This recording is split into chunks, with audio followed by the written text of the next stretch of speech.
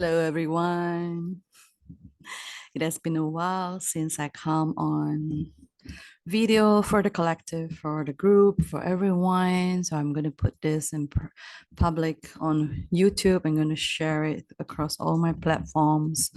So at the time of this recording, it is at the end of July. It's 28th of July for me. In some parts of the world, it may be still 27th of July. So it has been a pretty intense energetic shift for everyone. So I'm not going to go into the technical details of the all the what the rest of the world may be experiencing and also what other healers may be sharing already. What I would like to share today is about inner peace. And it is so easy to feel peace when you are unperturbed, undisturbed, and just not be triggered. The real test of whether or not you there's not a way to put this.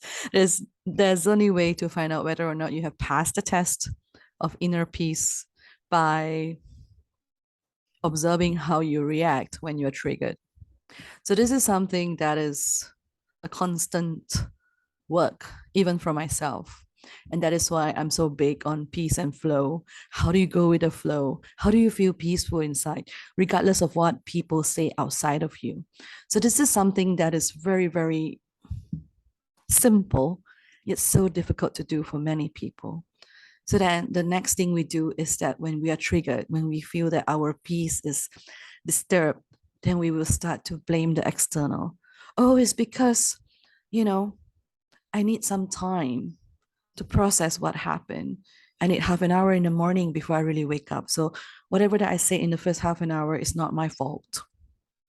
Or, oh, that person did that. It's too much for me to bear. So you're trying to justify why you lost your peace. And there are many ways that people lose their peace. It can be like when they get triggered, especially when a past hurt is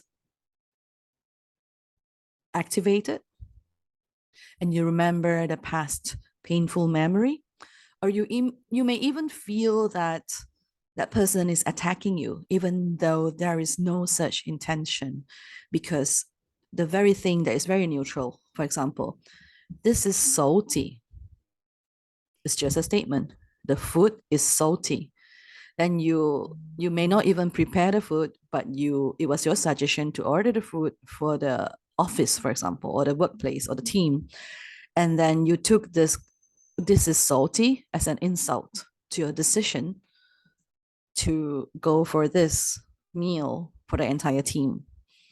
Then you begin to hate that person and say you are against me, you're criticizing me, but the person never had that intention. And why is that?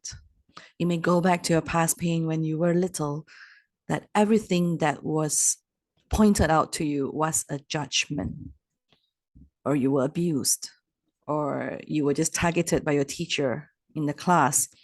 And every time the teacher opened up his mouth or her mouth, it was to target you and to belittle you, to humiliate you. And you carry that your whole life, that anything anyone say that is not obviously good, like salty is neutral. Okay, so it's not good, not bad, but it's not like obviously is good, right? So you take it as a slight, you take it as an insult, you take it as something that is an offense, you take offense to whatever they say that is not confirmed good, even if there's no malice, no ill intention when the person says that. So that is just a very small example. So when all this adds up, the little things that makes us irritated, it builds up. It builds up to stress in the body.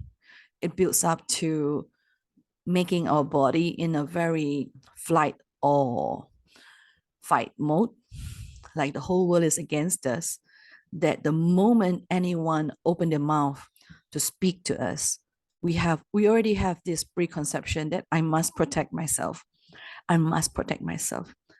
I must protect myself.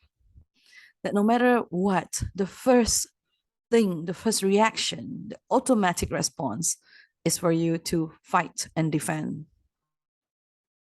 So I invite all of you to see where in your life when you feel triggered and what was the trigger. Look deep beneath, not just the surface. Oh, I was triggered because of this. Look underneath it all. Go back to the first root creation of your trigger. When was that? And is it still running your life?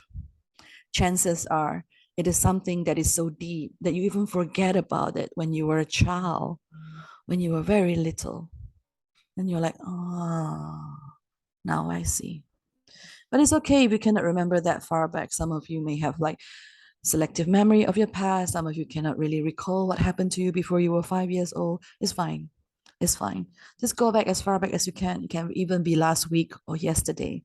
And slowly you move backwards and you see, I'm not saying move backwards, but you reflect backwards and you connect the dots, and then it all makes sense because nothing just happened.